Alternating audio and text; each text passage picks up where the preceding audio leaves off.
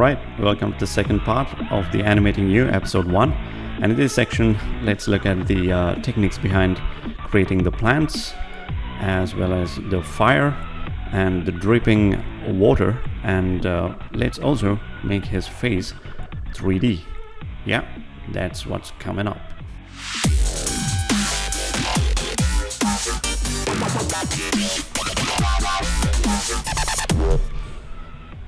Alright, this is where I left off in the first section. I've placed the sky, the background, lightning, and painted the light passes on the character and created the particle system for rain as well. And in this section, I went to the Unsplash and downloaded 2 plant images and extracted them with Alpha Channel. And yeah, I've imported them. And here what I'm going to do is I'm gonna mask out several sections, and these individual sections I'm going to animate them separate, because the plants are in very windy, rainy environment, so they have to move. I mean they have to wave quite a bit. So the way to do that is to apply a corner pin and animate the top 2, the upper left and upper right points only, with a simple wiggle animation, wiggle expression with low frequency and high amplitude, in this case around 2 and around 30. And it'll give you a movement like this. And now at the moment it all moves exactly the same way, but to avoid that, what you have to do is duplicate the layers and delete the excess masks to isolate each and every masked component individually, and it will give you a movement like that. But still, you can see the gaps. To fill that, let's make another layer, get another layer, and mask out the bottommost area like that, and it will fill the gaps like that. Yeah, that looks good. That looks good. I think that's yeah, let's actually go ahead and refine the masks a little bit. And now it animates like this.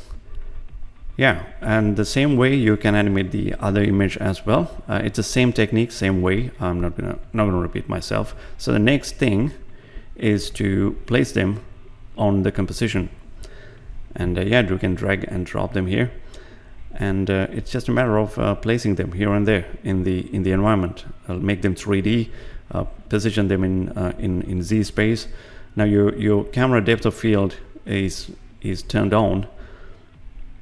Now yeah, the plants that are near to the camera will be blurred automatically, like so. And it's a bit of a process. Now the camera movement is already animated, the dolly. You just have to place the plants into place and it'll look like this. And you can also see the plants are moving quite a bit. Yeah, next is to create fire. You can either open up a 3D software, in this case Blender, and start simulating fire in there. The problem with that is that it's quite expensive, and you have to decide if it's necessary. If the camera is orbiting around the character, I would definitely do this because it's a volumetric effect and it will look good.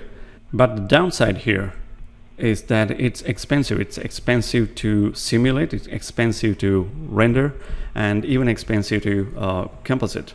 But here, it's a simple dolly effect. It's not a dolly movement. It's not orbiting around the camera. So you can get away with a stock footage, something like this. Yeah, actually, let's start processing it. So let's open it up and yeah, duplicate it, and let's turn it into black and white. So because we need to, let's do a color correction, gamma correction there, and do a luma matte. Now we have the fire with Alpha Channel, and yeah, let's adjust the shrink the time a little bit because this is in 60 FPS or so. And this is the second. I'm going to use actually 2 fire clips for this. The second one I'm going to process the same way. Now I have the fire with the alpha channel enabled. Let's use them on the character now. Let's place it into the position. Yeah, do that, and let's add a mesh warp and reduce the number of points, because higher number of points it's hard to work with. Let's move it into place like that. Now this is a distortion effect. You can really start tweaking the points and make it stick onto the character like so. You must be careful not to distort it too much. And yeah, that it looks like that. Let's adjust it a little bit more here and there to make it look perfect. All right, let's start compositing. Let's add change the blending mode to screen and do a quick color correction there and duplicate. Let's change the blending mode again, and or still the fire doesn't look good because it doesn't look like that the fire is coming off of him. So let's duplicate it, bring it forward another layer, and mask only the part where the fire touches his body, that area. Now let's add some feather amount as well. All right, only that part is isolated. Let's do some color correction to the background, to the main element. Yeah, let's see how it goes. And I've added the light pass too, the light pass that I've painted earlier in the first part actually, and do more color correction on that. And the blending mode is green, by the way. Actually, the light pass has done a great job defining the contact between the fire element and the character there. And let's actually adjust the masks a little bit more to make it more realistic. All right, let's add some glow with higher threshold value and higher radius as well to really make it light up. And that makes the first shot complete. Look at that. He's on fire, lightning, and the background sky, the plants, everything works fine with the rain particle system as well. So let's go to the second shot. It's basically a zoomed in version of the first shot. The background is the same. The fire is pretty much the same. The biggest challenge here is to make his face 3D and the running water drops on his face. So let's start with the background. Yeah, the background is the same. The sky, the mountains, and the lightning. Everything just the same. I did it just the same way as I did in the first shot. And his light passes on the character. I'm using the same things, same images here, and animated the opacity with the hold keyframes, and it looks like that, and composited the fire the same way. So it's basically a repetition of the first shot itself. It's the same effects, same elements, same background and everything, just zoomed in. That's it. But the special thing about the second shot is that his face has been turned into 3D. In order to do that, let's start painting a depth map. Let's start with a dark color, and as the areas of his face become closer to the camera, it should become lighter. So the closest part is the shoulder.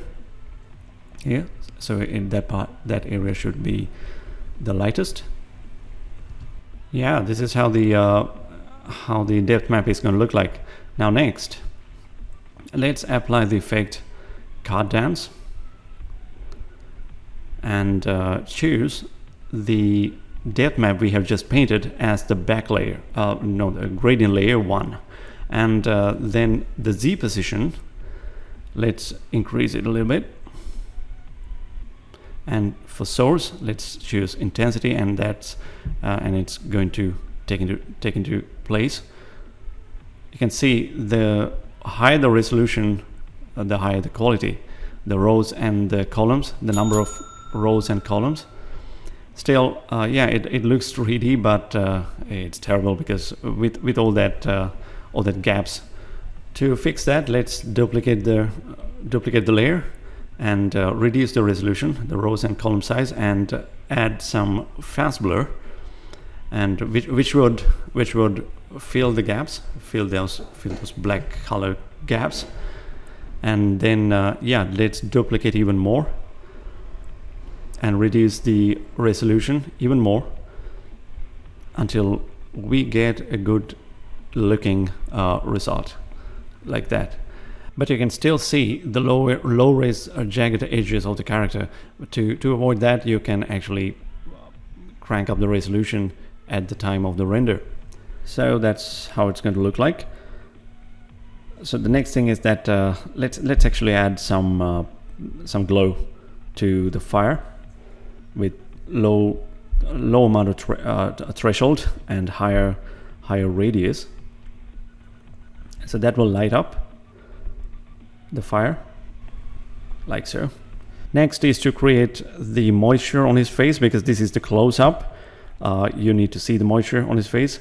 To do that, let's create a speckle map with the fractal noise like so, and let's make an alpha matte straight out of his face, because let's mask out the areas where the moisture will be visible on his face.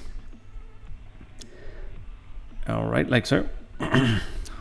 This area should also have the neck, the moisture, and this area too. So let's make an alpha matte on the existing speckle map, and let's animate the evolution with hold keyframe to give it a bit of a dynamic look. And let's apply a liquefy effect, and let's do that. Let's smudge it down to give it the give the feeling that it's actually running on his skin. Yeah, that should work fine. Looks like that. Let's do it even more. All right, that should work fine. Now let's apply CC glass effect on the face and choose the speckle map that we just made for the bump map, and we'll start to see a real difference when we start to play with shading properties like the diffuse and ambience. Yeah, let's find some good settings that we can go ahead with. All right, that looks like that has good bump. All right, that looks like water. And because the speckle map is animated, now it will actually look like that some water is dripping off of his face, running on his face like that. All right, it's not super accurate. It doesn't have to be. So let's make the water running on his face. This map, you can animate a water droplet like that on his face, and apply a stroke effect to create the tail for that water drop that we just animated, like so. This is actually a tedious process. You have to spend a long time on this. Let's apply a turbulent displace effect on top of stroke to add some more realism. So now it really looks like it's running on the skin bit with those breaking of the shape. And you can repeat the process. So in this case, yeah, I've added three water drops running on his face, and still the ending of the tail doesn't look good, so I've manually animated a mask with the subtract mode and some higher feather value to fade out the tail, ending of the tail of the water trail. Now we have a good looking map. Now if we apply CC glass with that map as the bump map, you can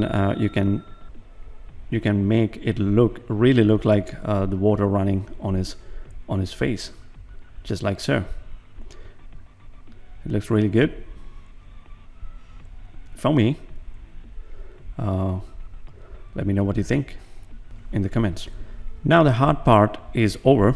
Let's add a sharpen effect to sharpen out the overall look of the composition, and let's do some quick color grading with the curves adjustment. The trick is to go into the different color channels, individual color channels, and play with them. I've added some reds into the shadows, and some it's just blues and blues and greens. You can just play with it.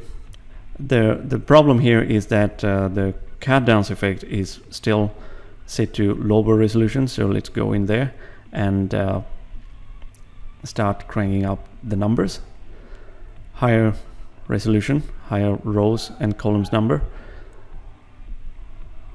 and it will look like this, the final result.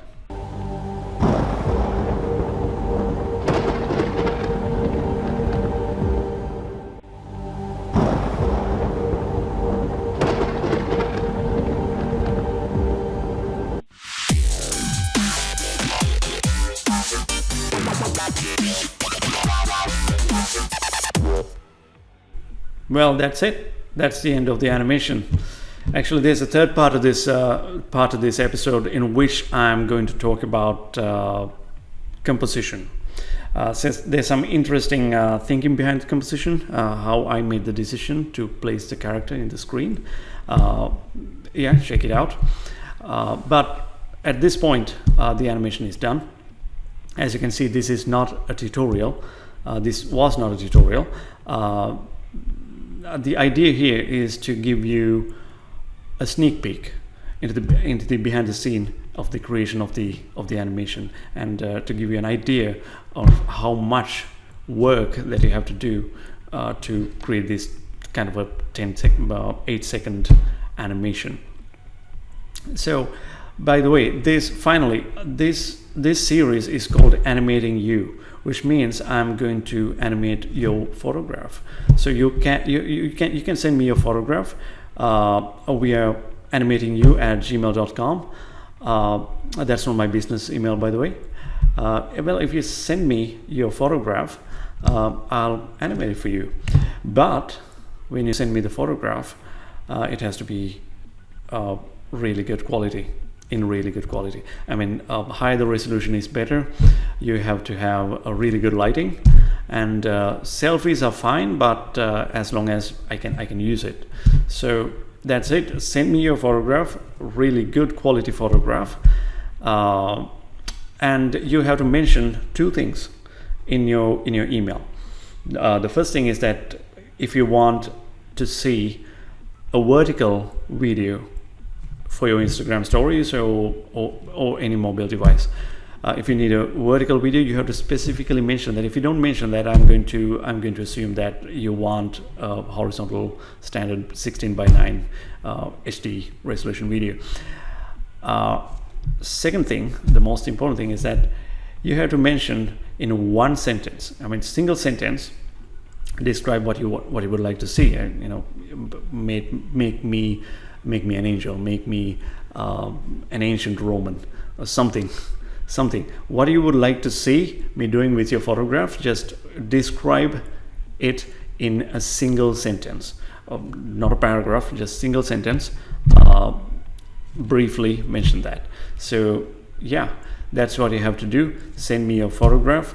Well, the other thing about sending the photograph, if you flood me with a lot of photographs, like I won't be able to do all of them because this takes a lot of time to make. I might be able to do a couple of them a month. I'll try to do 3. I can't do 4. I don't think I can do 4. I'll try to do a couple of them every month. So send me a photograph. If your photograph is really good quality, in really good quality, there's a high chance of getting selected. So, and bear in mind that it's my sole right to choose which one to animate. All right, with that said, I'll see you in another video really soon. Bye bye. Thank you.